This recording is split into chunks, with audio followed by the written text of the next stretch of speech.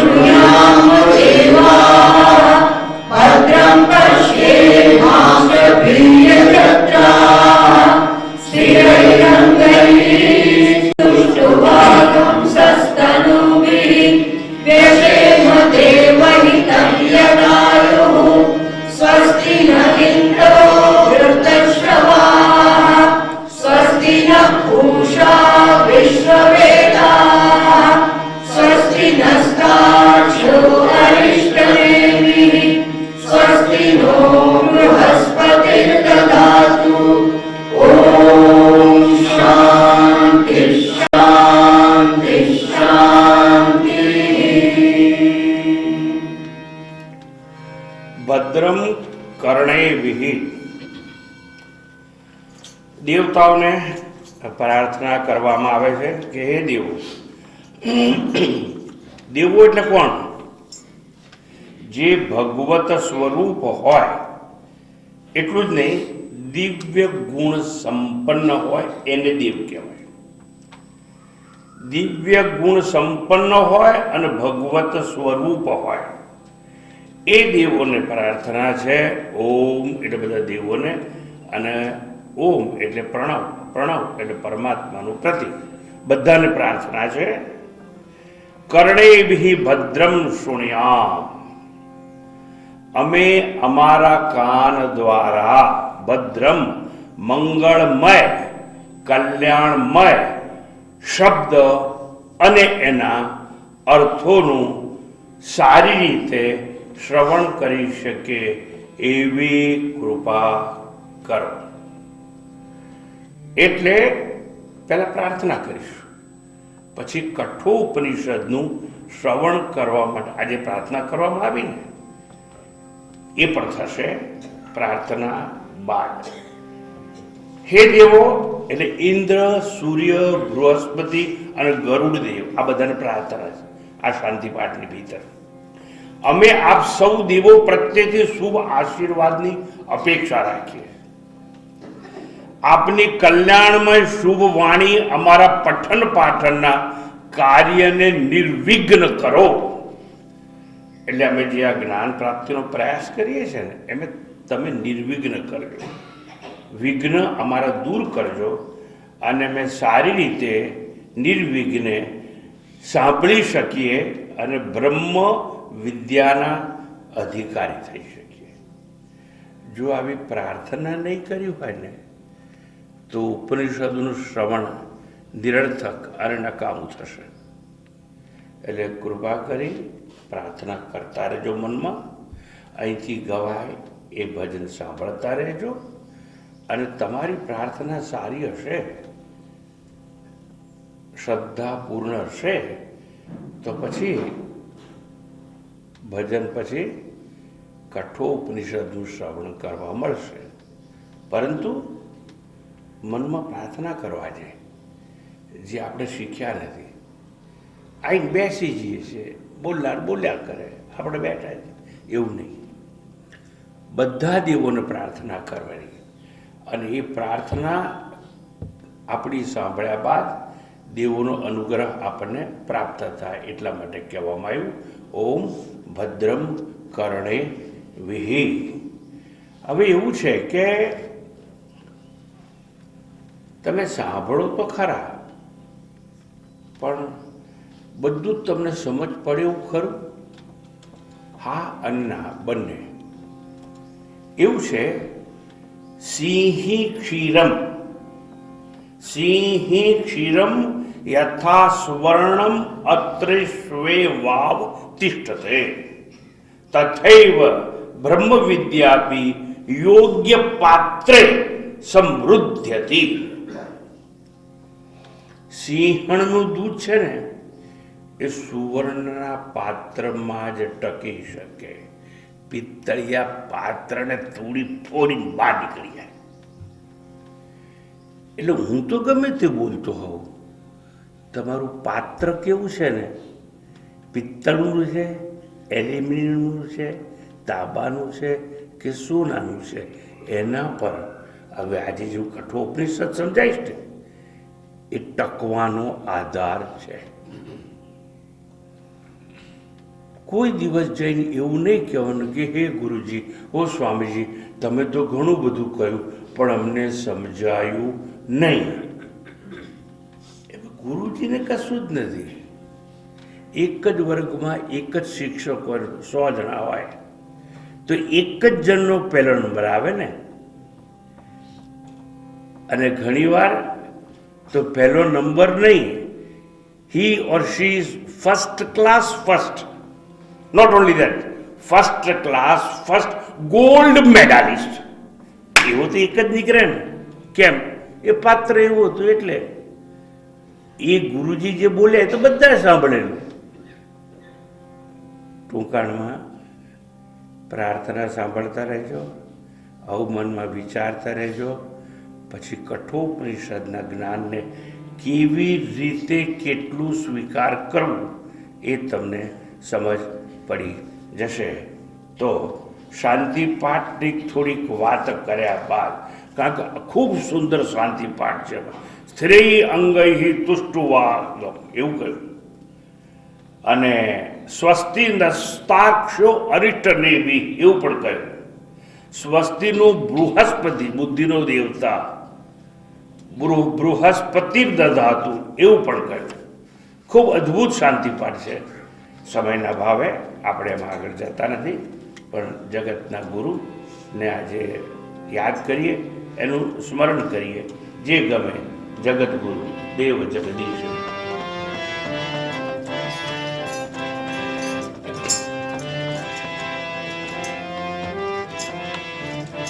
પ્રાર્થના પરિબળ પાનું 152.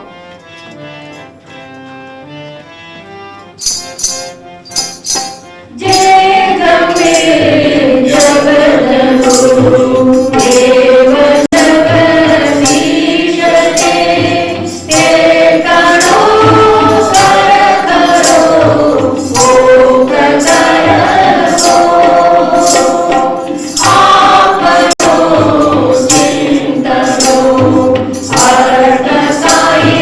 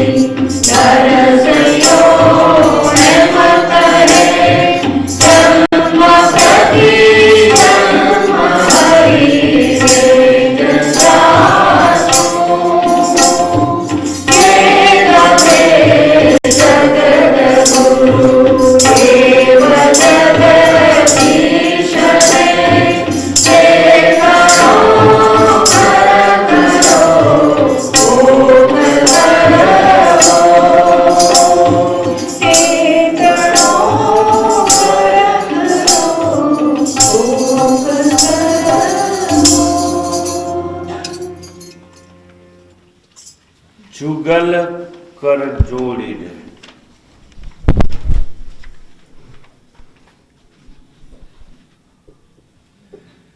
જુગલ કર જોડીને, મારી સામે ચોપડી નહીં. જુગલ કર જોડીને નરસિંહો એમ કહે. મારે પણ એ જ વાત કરવી છે.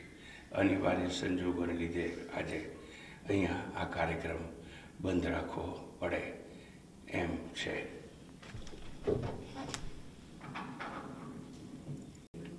કારણ કે એ લોકો આવ્યા હોય દૂરથી, એમ થાય કે એમને ધક્કો પડ્યો. અમે તો નહોતા રોકાવાના, પણ ગઈકાલે કીધું કે આજે વ્યાખ્યાન છે એટલે અમે રોકાયા છીએ. પણ મેં કહ્યું ને, અનિવાર્ય સંજોગોને લીધે કાર્યક્રમ અત્રે બંધ રાખવામાં આવે છે. હવે નિખાલસતાથી એક પ્રશ્ન પૂછું છું, તમારું મન શું રિએક્શન આપે છે? તમારું મન પ્રતિક્રિયા તો કંઈક કરી જશે ને, જેવું મેં કહ્યું.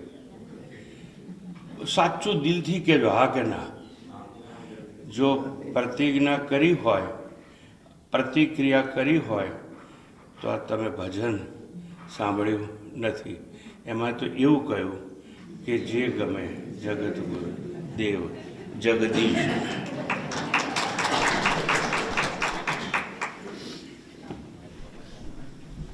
ભાઈ થોડી મદદ કરો.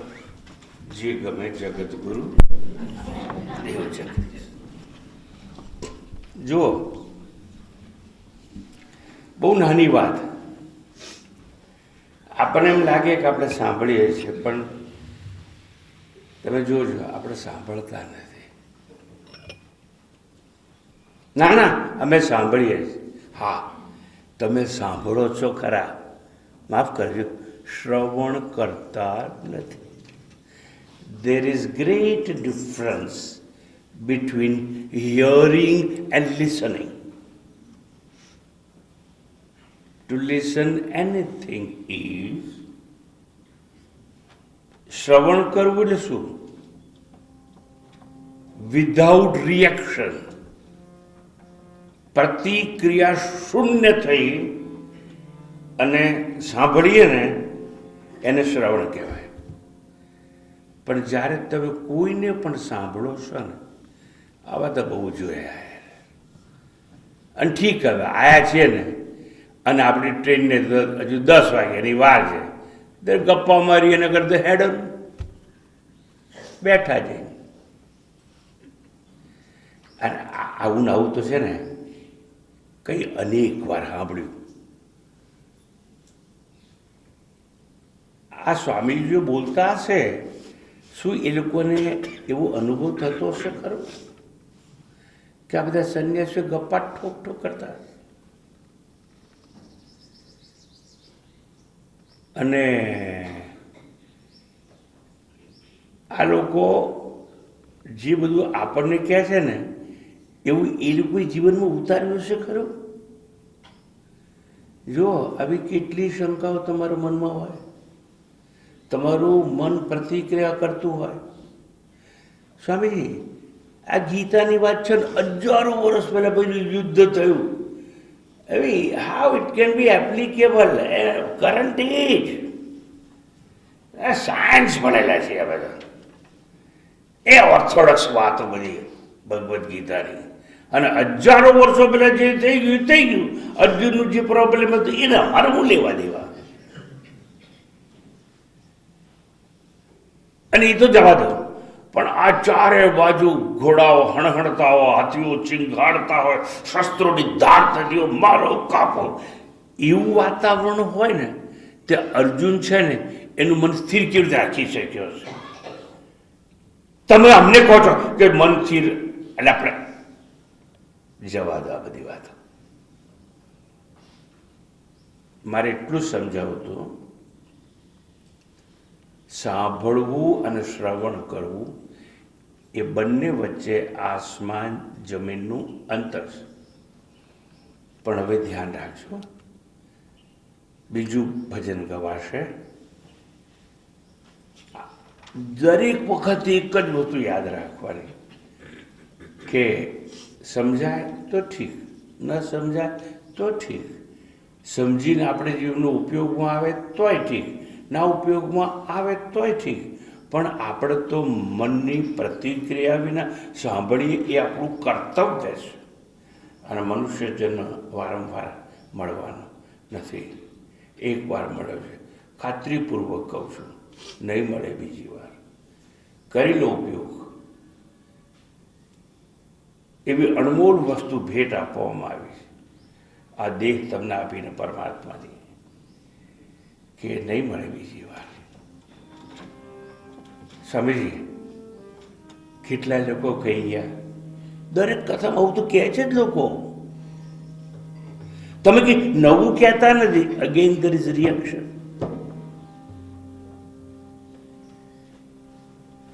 તો દરેક વખતે એક વસ્તુ યાદ રાખવાની, કર્મ પૂર્વે, કર્મ ચાલુ હોય ત્યારે, અને કોઈ પણ કર્મ પૂર્ણ થયા બાદ એટલું જ યાદ રાખવાનું, જે ગમે જગતગુરુ દેવ જગદીશને, એને જે કંઈ આપણને આપ્યું છે એ જગદીશનો પ્રસાદ છે. સ્વામીજી અમને તો કંઈ આપ્યું જ નથી, એ જન્મ્યા ત્યારથી આવા નવા ટળવળતા છે. આ સિચ્યુએશન છે ને એ પણ પરમાત્માનો પ્રસાદ છે. સ્વામીજી એટલું બધું છે, હાથ પેઢીઓ વાપરે તોય પૂરું થાય એવું નથી. આવું મને કહેનારા બહુ મળ્યા છે. મને એક જ પ્રશ્ન છે કે તને જો વિશ્વાસ હોય કે તારી પાસે બહુ છે, તારા છોકરા વાપરી શકે એટલું છે, તો મુક્ત થા, ફ્રી થા, આવ. નહીં આવું, દંડો ભેગો કર્યો એટલે નહીં આવ. દંડો સાચવે કોણ? અને સ્વામીજી એના છોકરાઓ કોકના બાપ હોય એવા માટે આ લોકો વાત મને કરતા હોય કે તો નાનો છે, એને હું સમજ પડે, હું જરા સેટલ બધું કરી આપું ને એને છે ને મારા જેવી ઇન્ડસ્ટ્રીમાં બુદ્ધિ ના ચાલે એમ કે, એટલે મારે તો રહેવું જ પડે. જો પેલો છોકરાનો બાપ એને છોકરું સમજીને આ બધી વાત, પાછો મારો બેટો મને છોકરું સમજીને સમજાવતો.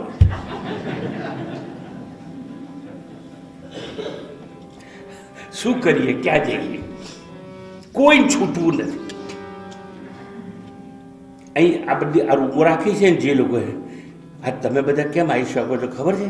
એ લોકો નથી આવતા એટલે જેણે રૂમો રાખી છે એ લોકોને આવવું નથી.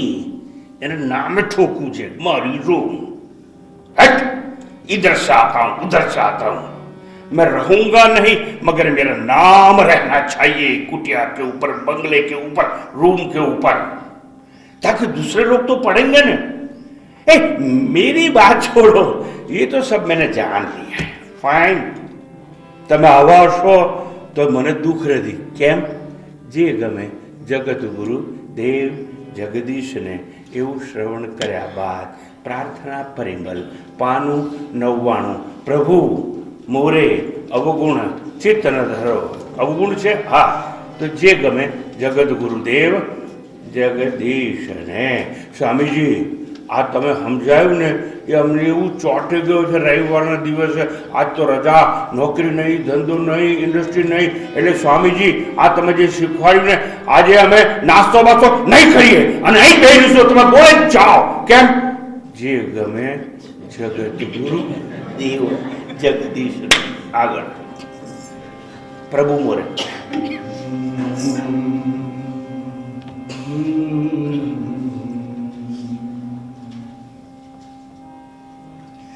प्रभु मोरे अवगुण चित्त न धरो. प्रभु मोरे अवगुण चित्त न धरो. समदर्शी है नाम तिहारो, चाहो तो पार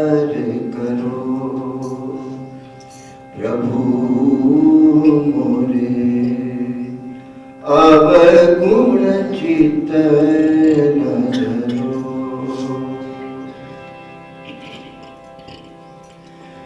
एक नदिया एक नाल कहावत,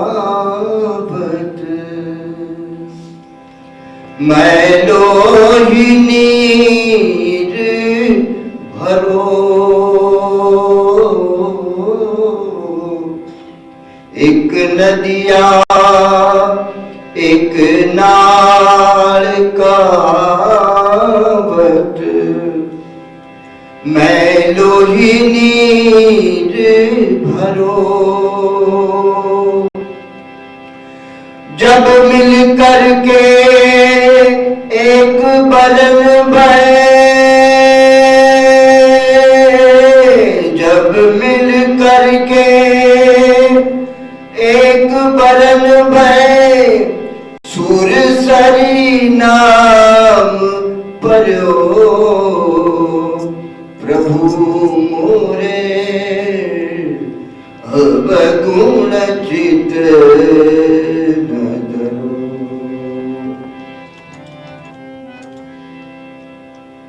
एक लोहा पूजा में राखत, एक घर बधिक पर्यो।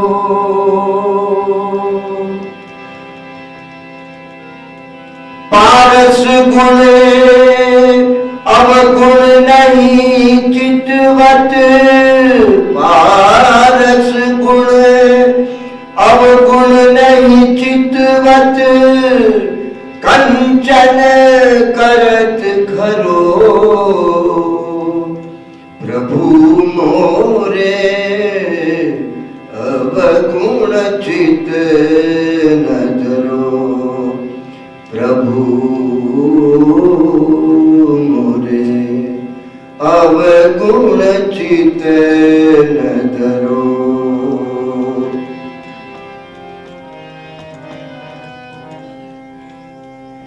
यह माया ब्रह्मजाल कहावत, यह माया ब्रह्मजाल कहावत, सूरदास सगरो। अब की बेर मुई पार उतारो, अब की बेर मुई पार उतारो। नहीं प्रण जात डरो। प्रभु मोरे अवगुण चित्त न धरो। प्रभु मोरे अवगुण चित्त न धरो।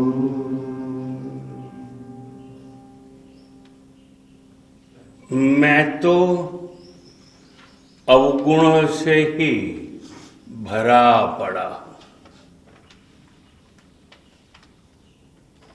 स्वामी जी, मैंने गलती से आके आपको फरियाद की थी। क्या? मैं तो भूल गया। आपने क्या कहा था? नहीं स्वामी जी, मैंने आके आपको कहा था ना कि हर साल तो मुझे बहुत अच्छी रूम मिलती है। ये साल क्या हुआ? मेरे को तीसरी मंजिल पर चढ़ा दिया गया।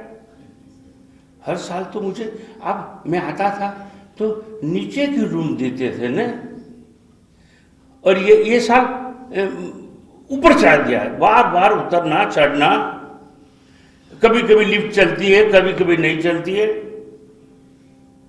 भाई ऐसा है न, हर साल तो शिविर के पूर्व मेरी मदद के लिए भी तू आता था, और ये साल तो खाली शोभा में अभिवृद्धि करने के लिए आया। स्वामी जी क्या करूं? अब ऐसा है ना कि अभी तो ये गाया ना भाई ने, प्रभु मोरे अवगुण चित्त न धरो।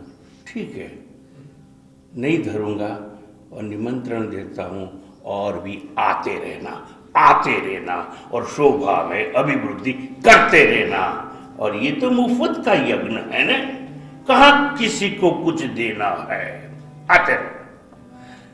क्योंकि मैंने भी सुना, आपने भी सुना ना क्या, प्रभु मोरे अवगुण चित्त न धरो, नहीं धरेंगे। और अब हम कठोपनिषद के ऊपर थोड़ी विचार विमर्श करने का प्रयास करेंगे। स्वामी जी एकदम विषय में रूपांतर क्यों? जे गमे जगत गुरु देव जगदीश। कठोपनिषद अध्याय 1 वल्ली 2 मंत्र 22। अशरीरं शरीरेषु ए पूर्वे कठोपनिषद नो शांति पाठ। ॐ सहना भवतु सहनौ भुनक्तु सह वीर्यं करवावहै तेजस्विनावधीतमस्तु मा विद्विषावहै। ॐ शान्ति शान्ति शान्ति। कठोपनिषद पानो 265। अशरीरं शरीरेषु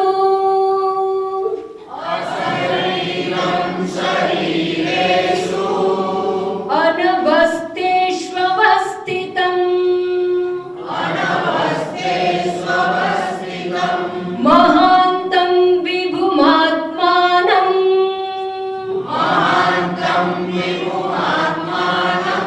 मत्वा धीरो न शोचति।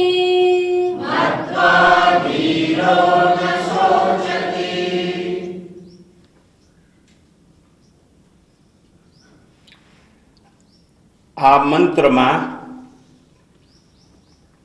આત્મજ્ઞાની હોય એની પ્રશંસા છે, સ્તુતિ છે।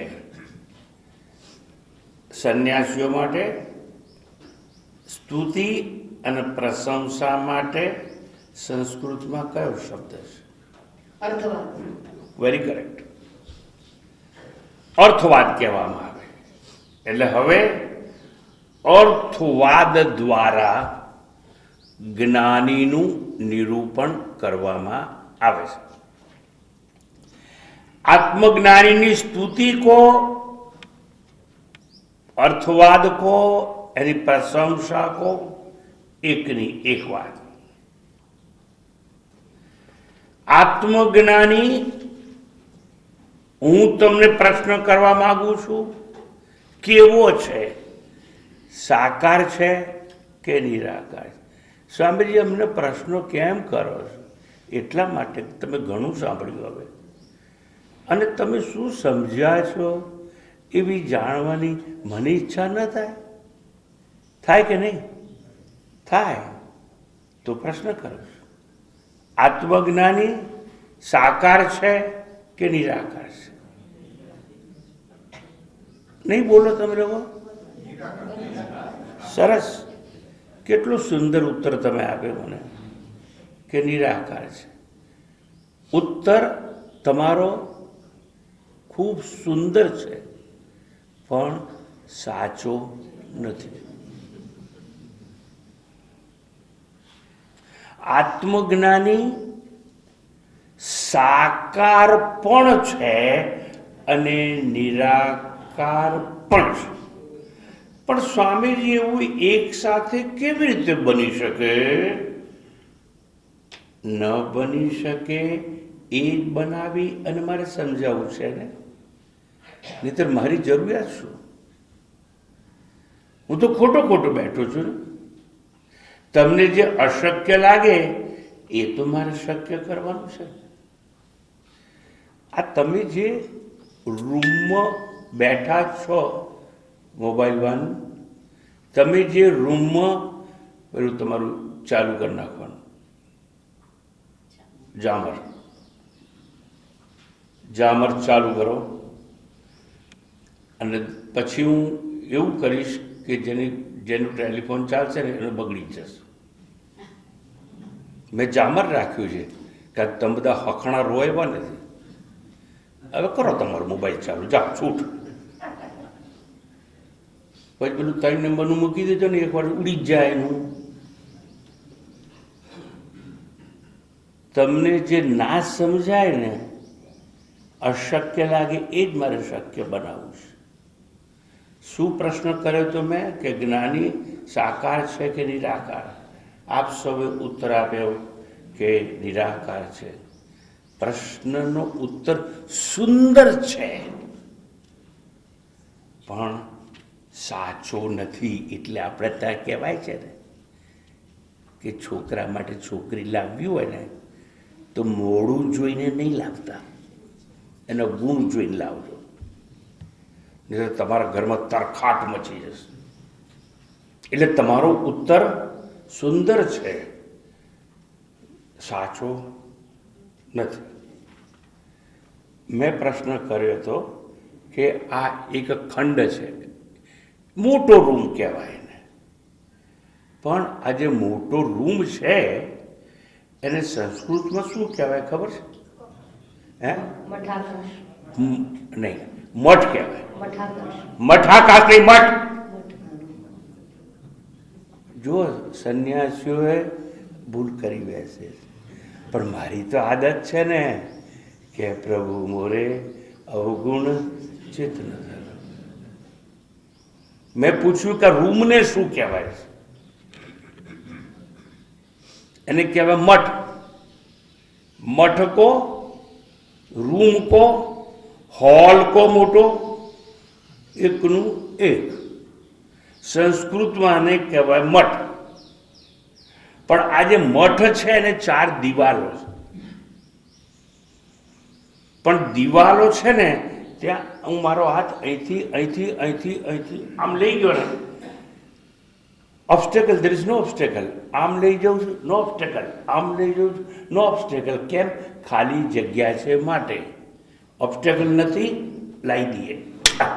આ હાથ આગળ નથી જતો, આગળ નથી જતો, વચ્ચે ઓબ્સ્ટેકલ છે. હવે કોઈ ઓબ્સ્ટેકલ નથી, વિઘ્ન નથી. મઠની અંદર, હોલની અંદર, રૂમની અંદર જો કોઈ વિઘ્ન ન હોય અને નિર્વિઘ્ને આપણે આવજાવ કરી શકીએ એને કહેવાય આકાશ. ખાલી જગ્યા એટલે આકાશ. જ્યાં કંઈ ન હોય એનું નામ આકાશ. જ્યાં નિર્વિઘ્ને હરી ફરી શકાય, આવ જા કરી શકાય એનું નામ આકાશ. એટલા માટે કહેવાય છે કે અનેક ગ્રહો, ઉપગ્રહો, તારલાઓ, ધૂમકેતુઓ, નિહારિકાઓ વિઘ્ન વિના અવકાશમાં ફર્યા કરે છે, પ્રદક્ષિણા કર્યા કરે. મેં સમજાવું છું આકાશ એટલે શું. પણ એક પંખીને અહીંથી ઉડીને ત્યાં જવો હોય, સામે ભીત છે ને બારીઓ બંધ છે. એટલે આ મઠ છે, એને દિવાલો છે. અને દિવાલોની વચ્ચે ખાલી જગ્યા છે, અને ખાલી જગ્યાનું નામ છે આકાશ. એટલે આ મઠ કહેવાય. તો અંદરની ખાલી જગ્યા છે ને મઠાકાશ કહેવામાં આવે. મઠાકાશ કેમ કહેવામાં આવ્યું? કારણ કે મઠ સાકાર છે. આકાર દ્વારા અભિસંધિત આકાશને મઠાકાશ કહેવામાં આવે છે. Space is conditioned as far as 4 walls are concerned. ચાર દિવાલોથી આ આકાશ કન્ડિશન્ડ છે, અભિસંધિત છે. એટલે જેટલો મોટો રૂમ છે એટલું મોટું મઠાકાશ છે. બીજી ભાષામાં આને રૂમ સ્પેસ કહેવાય. Room space is condition by 4 walls. એટલે સીમિત આકાશ છે આ. એટલે આકાશ કેવું થયું? સાકાર થયું. પણ બહાર નીકળો તો અસીમ આકાશ, એને કહેવાય મહાકાળ, જેને કોઈ દિવાલ નથી. પણ એક નાનકડો ઘડો હોય માટીનો, એની અંદર પણ ખાલી જગ્યા છે. ખાલી જગ્યા છે એટલે દૂધ ભરાય, ઘી ભરાય, ગોળ ભરાય. એ ખાલી જગ્યા છે એટલું બધું ભરાય. આપણે ભ્રાંતિમાં જીવે છે. કોઈને પૂછીએ તમારા ઘડામાં શું છે? ગોળ છે, ખાંડ છે, ઘી છે, મુરાદ. એ જે ભરેલું છે ને એ ઘડામાં નહીં, ઘડાની અંદર ખાલી જગ્યા છે, એમાં બધું ભરેલું હોય. પણ એ ખાલી જગ્યાને આને જેમ મઠાકાશ કહેવામાં આવે એમ પેલાને કહેવાય ઘટાકાશ. હવે હું તમને એક પ્રશ્ન કરું, આકાશ નિરાકાર છે કે સાકાર છે? પણ હવે તો તમે સમજી ગયા ને. હવે તો તમે ખોટો જવાબ નહીં આપો. ના, પેલો સુંદર જવાબે નહીં આપો ને, સાચો જવાબ આપશો કે સ્વામીજી ઘટાકાશ, મઠાકાશ અને બહાર છે એ મહાકાશ. મહાકાશ નિરાકાર અને ઘડાની અંદર ઘટાકાશ, મઠની અંદર મઠાકાશ. સમજ્યા કે નહીં? એટલે સમજ્યા કે નહીં?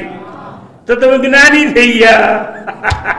મને મજા આવી આજે કે જ્ઞાનીઓની વચ્ચે મને બોલવાનું મળ્યું. ઇન ધ સેમ વે, જ્યારે વ્યક્તિ જ્ઞાની થઈ જાય ત્યારે એના માટે એ પોતે આત્મ સ્વરૂપ જો હોય તો શરીર જેવા માંસ હાડકાના ઘડામાં પણ એ છે. એટલે એ જ્ઞાની શરીરમાં છે. સમજો બરાબર? એટલે જેવું શરીર એવો એ સાકાર છે. ભૂચરમાં છે, ખેચરમાં છે, જળચરમાં છે, સ્ત્રીમાં છે, પુરુષમાં છે, બ્રાહ્મણમાં છે, વૈશ્યમાં છે. બધાની અંદર શરીરમાં સાકાર છે. અને સાકાર ઘડો ફૂટી જાય તો આત્મા નિરાકાર છે. શરીરમાં છે એને વિશેષ ચૈતન્ય કહેવાય, અને શરીરની બહાર સર્વવ્યાપ્ત છે એને સામાન્ય ચૈતન્ય કહેવાય. બીજી વાર ભૂલ ના કરશો. પણ સ્વામીજી તમે નહોતું ગાયું, હમણાં શું ગાયું હતું? પ્રભુ મોરે અવગુણ. હું ક્યાં તમે અજ્ઞાની જેવું કહેતો જ નથી. મેં તો ખાલી ભણાવું છું એટલે પ્રશ્ન કર્યો કે જ્ઞાની સાકાર છે કે નિરાકાર છે? આત્મજ્ઞાની સાકાર પણ છે અને નિરાકાર પણ છે, માટેની સ્તુતિ કરવામાં આવે છે. અને એવો જ એની સ્તુતિ કરી જ્ઞાની શોક મુક્ત છે એવું શ્લોક કહેવું છે. શોક મુક્ત છે. અશરીરમ શરીરેષુ અનવસ્થેષુ અવસ્થિતમ મહાંતમ વિભુમાત્માન મત્વા ધીરો ન શોચતી. એ જ્ઞાની કોઈ દિવસ શોક કરતો નથી. ભાષાંતર લઈને આગળ જઈએ. અનવસ્થેષુ એ આત્મા સ્થિર ન રહેનાર, એટલે અનિત્ય અને વિનાશી છે. ક્યાં? શરીરની ભીતર. શરીરની ભીતર અનિત્ય છે, શરીરની ભીતર છે વિનાશી છે. પરંતુ એટલે શરીરેષુ એવું કહેવાય. અનવસ્થેષુ શરીરેષુ એ સ્થિર ન રહેનાર આત્મા શરીરોમાં અશરીરમ શરીર રહિત સૂક્ષ્મ રૂપે અવસ્થિતમ અવિચળ ભાવે સ્થિત રહે છે. નાશવાન શરીરોમાં એ આત્મા અવિનાશી છે. મહાનતમ વિભુમ એટલે મહાન ને સર્વવ્યાપક આત્મા, સામાન્ય ચૈતન્ય જેને કહેવાય તે, એ આત્માને મત્વા જાણીને, આ જ્ઞાની જાણી લે. વિભુમ આત્માન મત્વા એટલે સર્વવ્યાપક મહાનતમ મહાન આત્માને જાણીને ધીરઃ ન શોચતી, ધીર પુરુષ કદાપી કોઈ પણ પ્રસંગે શોક કરતો નથી. તમે મારા ગુણગાન ગાઓ તોય શું, અલા મારી નિંદા કરો તોય શું, મારી નિંદા કરીને તમે શું જાહેર કરો? હું ખરાબ છું એવું નહીં. તમારું લેવલ મને ખબર પડી જાય, તમે કયા ઘરમાંથી આવો એ ખબર પડી જાય, તમારા સંસ્કાર કેવા છે એ ખબર પડી જાય, તારા મા બાપ કોણ છે એ મને ખબર પડે, તારા ભાઈ બહેનો ભાંડવો કોણ છે એ મને ખબર પડી જાય, મને બધું ખબર પડી જાય. તું બોલે એના પરથી. તે મારું વર્ણન નથી કર્યું, તે તારું વર્ણન કર્યું. એટલે આને શોક થતો નથી આવું સાંભળીને. અને કોઈ સ્તુતિ કરે ને આપણું કંઈ કામ હશે, નહીતર આવું કે નહીં. પણ બાપુ તમે તો સંન્યાસી છો, તમારું શું કામ પડે? એટલે અમારી પાસે રહેવું હોય એ કામ પડે, અમારી આગળ પાછળ ફરવું હોય એ કામ કરે, અમારી જોડે આવવું હોય એ કામ પડે. અમારું કામ પડે, કોકને તો કામ પડે. હો ભાઈ, બધાને ના પડે. હા, એટલે સ્તુતિ કરો ને તોય કંઈ નહીં, નિંદા કરો તોય કંઈ નહીં. ધીરઃ ન શોચતી મત્વા એટલે જાણીને. શું જાણીને? હું તો શરીરની અંદર સાકાર રૂપે પણ છું અને શરીરની બહાર નિરાકાર રૂપે પણ છું. વિશેષ ચૈતન્ય પણ મને જ કહેવાય છે, સામાન્ય ચૈતન્ય પણ મને કહેવાય છે. પણ જે મને કહેવાય છે એ તમને ખબર નથી એ કહી દઉં કે મત્વા ધીરો ન શોચતી, હું તો શોક મુક્ત છું. કેમ શોક મુક્ત છું? નિંદા સ્તુતિથી અલિપ્ત છું માટે. મેં પહેલા કહ્યું કે આ મંત્રમાં જ્ઞાનીની સ્તુતિ છે, અને જેને કહ્યું શાસ્ત્રમાં અર્થવાદ કહેવામાં આવે છે. નાઉ ફ્રી ટ્રાન્સલેશન. સ્થિર ન રહેનાર અનિત્ય નાશવાન શરીરોમાં આત્મા અશરીર રૂપે અવિચળ નિત્ય રહે છે, અને મહાન સર્વવ્યાપક આત્માને જાણીને ધીર જ્ઞાની પુરુષ કદાપી શોક કરતો નથી. સ્વામીજી, શાસ્ત્રની ભાષા તો બરાબર, કઈ સરળ રીતે અમે ના સમજી શકીએ. જેમ વીજળી તો એકની એક છે, પણ એના સાધનો અનેક છે. અનેકમાં ભેદવાળા સાધનોમાં એક અભિન્ન વીજળી છે. રેફ્રિજરેટરમાં હોય, બલ્બમાં હોય, ગતિ રૂપે ઇલેક્ટ્રિક ટ્રેનમાં હોય, તમને ગરમી આપે એવા હીટરમાં હોય. સાધનો ભિન્ન ભિન્ન છે, પણ ભિન્ન ભિન્ન સાધનોમાં ઇલેક્ટ્રિસિટી વીજળી તો એકની એક છે. પછી બલ્બ હોય, ટ્રેન હોય, પંખો હોય, ટીવી હોય, રેડિયો હોય, હીટર હોય, ફ્રીજ હોય, જુદા જુદા છે, છતાં વીજળી નિરાકાર છે અને એક છે. નિરાકાર હોય એ જ એક હોય. હું તમને પૂછું કે આજે ઘણાની ટ્રેન છે અને ઇલેક્ટ્રિક ટ્રેનમાં જવાના હોય, અને એ ટ્રેન પેલી તેજસ છે અને પ્રાઇવેટ ટ્રેન છે, અને એવું કહેવાય છે કલાકના 120 કિલોમીટરે જતી હોય ટ્રેન. જો કલાકના 120 કિલોમીટર જતી હોય તો મારો પ્રશ્ન તમને છે, કારણ કે હવે તમે જ્ઞાની થઈ ગયા છો, તો મારો પ્રશ્ન છે, ટ્રેન 120 કિલોમીટરની સ્પીડે જતી હોય તો વીજળી કેટલી સ્પીડે જતી હોય? એટલે આઉટ ઓફ કોર્સ નથી પૂછતો, મેં ભણાવ્યું છે એટલે પૂછું છું. વીજળી તો જાય જ નહીં, એ તો તારમાં હોય, પણ ટ્રેન ઉપર વાહડો બાંધેલો હોય અને એ પેલાને અડે એટલે ટ્રેન ચાલે. અમારે ઇલેક્ટ્રિકલ એન્જિનિયર બરાબર ને ભાઈ, એ કહે છે હું સાચું છું, મને સર્ટિફિકેટ મળી ગયું. ટૂંકમાં અનેક દેહમાં એ સાકાર કહેવાય અને દેહ મુક્ત હોય તો નિરાકાર કહેવાય.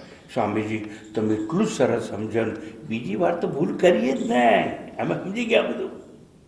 એટલે અનવસ્થે શું શરીરે શું, અનવસ્થે શું શરીરે શું એટલે શું? અસ્થિર શરીરોમાં, અનિત્ય દેહમાં, અવિકારીમાં, અવિનાશીમાં, એ વિનાશી વિકારી, સમજો બરાબર, અસ્થિરમાં સ્થિર, અનિત્યમાં નિત્ય છે. અનવસ્થે શું શરીરે શું, પરિવર્તનશીલ શરીરોમાં અપરિવર્તનશીલ છે, અસમાનમાં એ સમાન છે, વિકારી શરીરમાં એ અવિકારી છે. વિકારો તો શરીરમાં છે. અસ્થિ એટલે ગર્ભ છે, જાયતે એટલે જન્મે છે, વર્ધતે એટલે શરીરમાં વૃદ્ધિ અને વિકાસ છે, વર્ટિકલ ગ્રોથ એન્ડ મારી જેમ હોરિઝોન્ટલ ગ્રોથ, આ વિકારો કહેવાય. પછી વિપરિણમતે, અપક્ષીયતે અને વિનશ્યતિ, આવું બધું જ દેહમાં છે, પણ આમાંનું કાંઈ નિરાકાર આત્મામાં નથી. આત્મા શરીર રહિત નિત્ય રૂપે અવિનાશી રૂપે રહે છે, એટલે એને અવિકારી કહેવામાં આવે.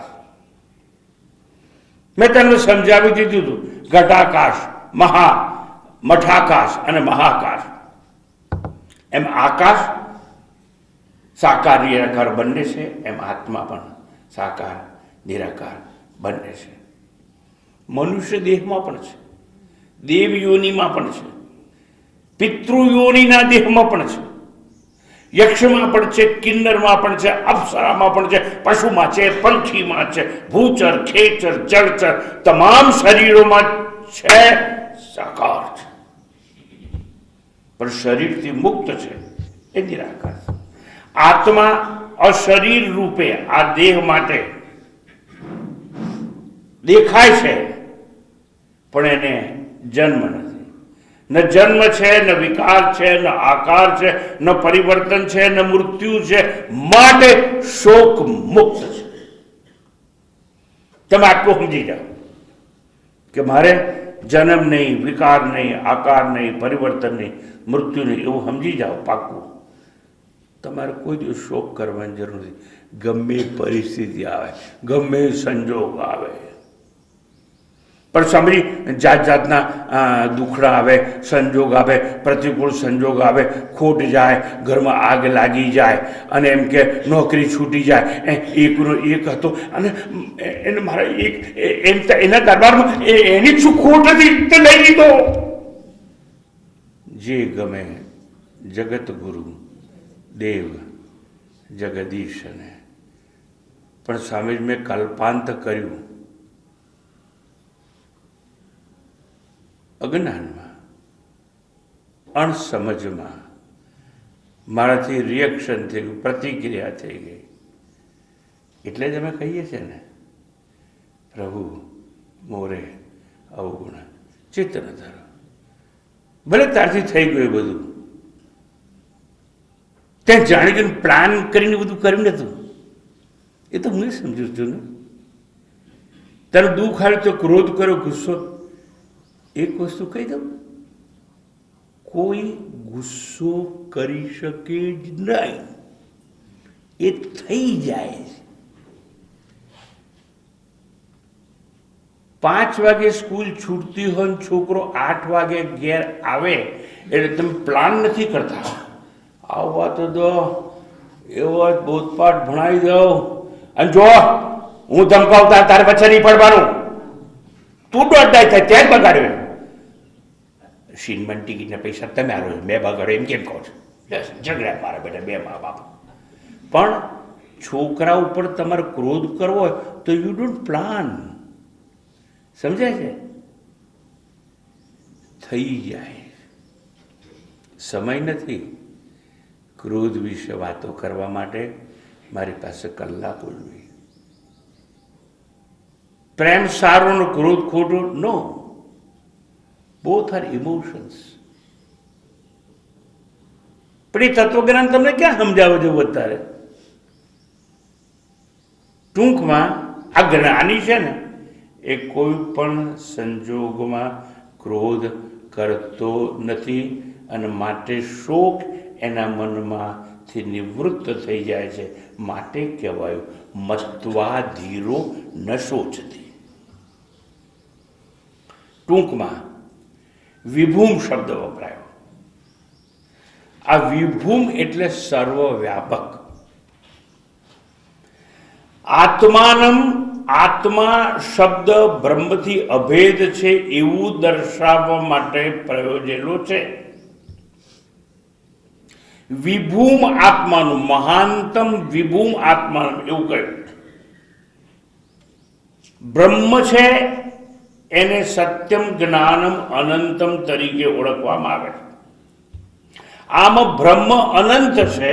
અનંત એટલા માટે દેશ, કાળ અને વસ્તુથી એનો પરિચ્છેદ થતો નથી. એટલે એ અપરિચ્છિન્ન છે. એનામાં એવી પરિચ્છિન્નતા નથી. માટે આત્મા અનંત છે. અને અનંત હોય ને, સાંભળજો, ત્યારે શોક કેવો? અનંત એટલે દેશમાં એનો અંત નથી. એટલે સમજાય છે? દેશમાં એનું અંત નથી એટલે એ સર્વવ્યાપ્ત છે. બધે જ છે. એને ક્યાંય જવાનું નહીં. કેમ? એ જઈ ત્યાં શકે જ્યાં ન હોય. એ તો બધે જ છે એટલે એને ક્યાંય જવાનું નહીં. એટલે દેશમાં as far as space is concern એ બધે જ છે, ફ્રી ફ્રોમ સ્પેસ. એટલે એને ક્યાં જવાનું નહીં, ક્યાંથી આવવાનું પણ નહીં. આપણે ટુ સેટિસ્ફાય અવર ક્યુરિયોસિટી, આ મેં નથી જોયું. સ્વામીજી તમે તો આટલા ભરૂચમાં નર્મદા કિનારે બહુ નજીક છો. કોની? પેલું સ્ટેચ્યુ નથી અહીંયા? કયું સ્ટેચ્યુ ઓફ? ભૂલમાંથી લિબર્ટી નહીં બોલતા, એ તો અમેરિકામાં. પણ એ પણ મેં જોયું નથી એટલે મારે ત્યાં જવું છે. એટલે તું સમજતો નથી કે તું ત્યાં છે. આત્મા રૂપે તું ત્યાં છે, પણ તું ન જાણતો. તારે સ્ટેચ્યુ ઓફ લિબર્ટીમાં પણ જવું પડે અને સ્ટેચ્યુ ઓફ યુનિટીમાં પણ જવું પડે. સમજી, તમે ગયા છો? હું ગયો નથી અને જવાની કોઈ ઈચ્છા નથી. આ બધું જ મારામાં છે. હું બધામાં છું. હું ત્યાં છું જ એટલે મારી જવાની જરૂર. શું સમજાવું છું? દેશથી મુક્ત એટલે દેશમાં મારો અંત નથી એમ સમજાવું છું. આ જો ને સ્વામીજી મારા બેટા તત્વજ્ઞાનની ઉપનિષદ સમજાવતા અમેરિકન લિબર્ટીની વાત કરે, યુનિટીની વાત કરે. એટલે એવું નથી. તમે ના સમજો, હું શું કરું? હું તો અનંત શબ્દ સમજાવું. એટલે એટલે નહીં, જ્યાં અંત ના હોય. એટલે મારો દેશમાં અંત નથી એટલે હું ત્યાં પણ છું. એટલે મારે ક્યાંય જવાની જરૂર નહીં. આમ બ્રહ્મ અનંત છે. સત્યમ જ્ઞાનમ અનંતમ બ્રહ્મ. એ દેશમાં મારો અંત નથી. તો શું કાળમાં તમારો અંત છે? નહીં. હું જન્મ્યો જ નથી ને, જન્મ પહેલા પણ હતો, અત્યારે છું રહેવા વાળો. એટલે દેશ અને કાળ બંનેમાંથી કોઈમાં મારો અંત નહીં. અને ત્રીજી વાત છે કે દેશ, કાળ અને વસ્તુ એટલે હું ભેદવાળો નથી, અભેદ છું. મારામાં સ્વજાતીય, વિજાતીય કે સ્વગત ભેદ જેવું કંઈ નથી. એ ગઈકાલે સમજાવ્યું હતું એટલે પુનરાવર્તન કરતો નથી. ટૂંકમાં જો હું આવો છું, પ્લીઝ બી કેરફુલ. જો હું આવો અનંત છું, સત્યમ જ્ઞાનમ અનંતમ બ્રહ્મ, દેશ, કાળ અને વસ્તુથી અપરિચ્છિન્ન છું, મારું અંત જ નથી ક્યાંય, દેશમાં નહીં, કાળમાં નહીં, વસ્તુમાં નહીં. હે, તમારું સુખ કોનો હોય? આ જ્ઞાનીની સ્તુતિ ચાલે. મત્વા ધીરો ન શોચતી, મહાનતમ વિભૂમ આત્માન મત્વા. હું મહાન છું, વિભૂ છું, એવો સત્યમ જ્ઞાનમ અનંતમ બ્રહ્મ છું. અહીંયા ઉપનિષદે બ્રહ્મ અને આત્મા એક છે એવો સંદેશો આપવાનો અલૌકિક અજબ ગજબનું કિલ્લો શોધી કાઢ્યો. એટલે કહ્યું મહાનતમ વિભૂમાત્માનમ મત્વા ધીરો ન શોચતી. એને શોક કરવાની કોઈ જરૂર કે આવશ્યકતા હોતી નથી. અશરીરમ શરીરેશુ એટલે અદેહી છતાં દેહસ્થ પણ છે. In short, let us come to conclusion. અશરીરમ શરીરેશુ એટલે કેવો છે આત્મા? જન્મેલા, દ્રશ્ય, વિકારી, નામી, ક્ષેત્ર, વ્યક્ત, વિનાશી, પુણ્યશાળી, પાપી, ભોગી, યોગી, રોગી, આવા બધા શરીરોમાં એક એવો છે અશરીરી, અદ્રશ્ય, અવિકારી, અનામી, ક્ષેત્રજ્ઞ, અવ્યક્ત, અવિનાશી, અપુણ્યશાળી, અપાપી, અભોગતા, નિરોગી, અયોગી, અદેહી છે.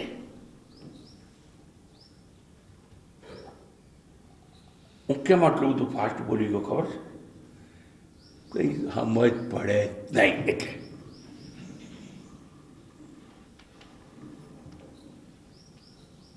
ટૂંકાણમાં આત્મા સૌમાં સમત્વ રૂપે રહેલો છે, એક સરખો છે, વધતો ઓછો નથી. As far as inner self is concern બધામાં એક સ્વરૂપે છે એવું ભગવાન કહે છે. નિર્દોષમ હિ સમમ બ્રહ્મ, નિર્દોષમ હિ સમમ બ્રહ્મ તસ્માત બ્રહ્મણિ તે સ્થિતા. આત્મા કે બ્રહ્મ એક સરખો જ છે, વધતો ઓછો નથી. પણ વધતો ઓછો અજ્ઞાનમાં દેખાય. બ્રહ્મ છે એટલે દોષ મુક્ત છે અને સમત્વ ભાવે સૌમાં છે. જેઓનું મન સ્થિર છે સમમ બ્રહ્મમાં, એવો બ્રહ્મમાં જ સ્થિત કહેવાય.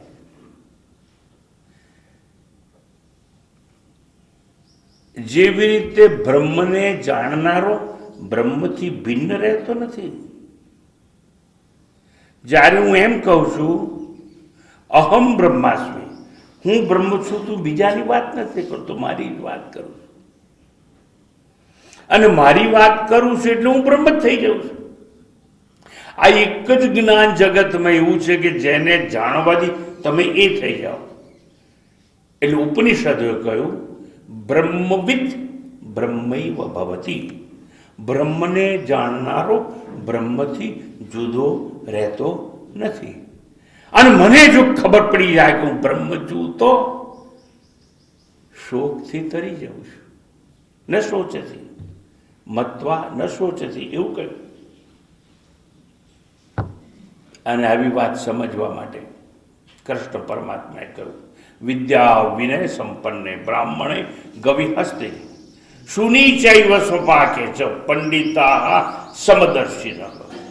એટલે આત્મા સાકાર પણ છે, નિરાકારમાં પણ છે, બંનેમાં છે. શરીરમાં વિશેષ ચૈતન્ય અને શરીર બહાર સામાન્ય ચૈતન્ય રૂપે છે. બધામાં સમમ છે. એટલે કહ્યું બ્રાહ્મણ હોય, ગાય હોય, હાથી હોય, પુત્ર હોય, ચાંડાલ હોય, સર્વના શરીરોમાં આ આત્મા અદ્રશ્ય અને અશરીરમાં અશરીરી રૂપે રહેલો છે, સમમ ભાવે રહેલો છે, અભેદ રૂપે રહેલો છે. આહા, સ્વામીજી અદ્ભુત તમે વાત શીખવાડી. આજે અમને ખબર પડી ગઈ. તમને શું ખબર પડી ગઈ? એ મને ખબર પડી હોય તો હું કહી દઉં. તમને શું ખબર પડી એ મને ખબર પડી હોય તો હું કહી દો ને સ્વામીજી, કહી દઈએ. રામ અને રાવણમાં આત્મા તો એકનો એક છે. કૃષ્ણ અને કંસમાં આત્મા તો એકનો એક છે. ગાંધી અને ગોડસેમાં આત્મા તો એકનો એક છે. સંતમાં અને શૈતાનમાં આત્મા તો એકનો એક છે. હું રોજ પૂજા કરું છું ઘરમાં પૂજા રૂમ બાંધીને, તો પૂજારી અને પાપીમાં આત્મા તો એકનો એક છે. પણ સ્વામીજી, અમને રામમાં તો આત્મા દેખાય છે પણ રાવણમાં દેખાતો નથી. કેમ ખબર છે? કેમ? રામ વાંચવામાં it is in capital letter અને રાવણ વાંચીએ ત્યારે it is running hand writing, એટલે બીજા પાસે ઉકલાવા જવું પડે. સમજાય છે? પણ સ્વામીજી ધમકાવો જ કરો. અરે ભૂલથી છે ને હું જોરથી બોલી ગયો, પણ તમે તો ભણી ગયા ને કે પ્રભુ મોરે અવગુણ ચિત્ત ન ધરો, એટલે હું જોરથી બોલું ને તો ખરાબ નહીં લગાડો. મેં શું કહ્યું? રામમાં ભગવાન જેવો સરળ છે, રાવણમાં અઘરો છે. ઘણીવાર રનિંગ હેન્ડરાઇટિંગ એના એ જ હોય, વાંચતા આવડે નહીં, ઉકલે નહીં, સમજાય નહીં. રામ કેપિટલ લેટરમાં હોય એટલે સરળતાથી આપણને સમજાતા હોય છે. આત્મા મહાંતમ વિભુમ, આત્મા અલ્પ મરણશીલ અંતવાન શરીરમાં દર્શાવવા માટે આવો ઉલ્લેખ કરવામાં આવ્યો. આત્મા મહાનતમ વિભુમ એટલા માટે કહેવામાં આવ્યું કે ભૂલથી તમે એને મરણશીલ ના સમજો, અંતવાન ના સમજો, એવું સમજાવવા માટે આવું કહ્યું. એવું છે એવું ના. અગહન તત્વજ્ઞાન છે ઉપનિષદોનું. વિભૂમ અમર્યાદિત, અસીમ અને સર્વવ્યાપ્ત. એટલે શું? જ્યારે તમને કહેવામાં આવે અમર્યાદિત છે, અસીમ છે, સર્વવ્યાપ્ત છે, એટલે એવું નથી સમજાવવું. તો શું સમજાવવું છે? તમને એવું સમજાવવું છે કે આત્મા દેશની સીમામાં કેદ નહીં, કાળની સરહદોમાં કેદી નહીં અને વસ્તુ ભેદમાં કેદી નહીં, એવું સમજાવવું છે. એટલા માટે એવું કહ્યું અમર્યાદિત છે, અસીમ છે, સર્વવ્યાપ્ત છે. ટૂંકમાં let us come to conclusion. આત્મા એટલે હું દેશ, કાળ અને વસ્તુથી અપરિચ્છિન્ન છું, એવો હું છું. માટે મારા જીવનમાંથી મેં શોકની બાદ બાકી કરી નાખી. માટે મારા જીવનમાંથી મેં શોકની બાદ બાકી કરી નાખી છે. એટલે તમે કોણ છો? ઓળખો કે ના ઓળખો, મારું નામ અશોક છે. અશોકને ખબર નથી હોતી મારું નામ અશોક છે. એટલે મેં દેશ, કાળ અને વસ્તુ પરિચ્છિન્નતાઓનો ત્યાગ કર્યો છે. હું બધાથી અપરિચ્છિન્ન છું. એવું આજે મેં તમારું ઇન્ટ્રોડક્શન મારા મુખે તમને સોંપ્યું છે. તમે કોણ છો? કોઈ પૂછે તારે કહેવાનું, ન સંભળાય એમ બોલવાનું. અશોક હું, મારું નામ કવિતા રમીલા શાંતા છે. અશોક હું, મારું નામ રમણ, મગન અને છગન છે. તમારું નામ બદલી આપ્યું છે, પણ હું તમારી ફઈ નથી, પણ નામ બદલી આપ્યું છે. એટલે જ્યાં જાવતા કહેજો કે એક એવો મળ્યો તો સાધુ, એણે મારું નામ બદલી અને મને આપેલું છે. ઓમ પૂર્ણમદ પૂર્ણમિદં પૂર્ણાત પૂર્ણમુદચ્યતે પૂર્ણસ્ય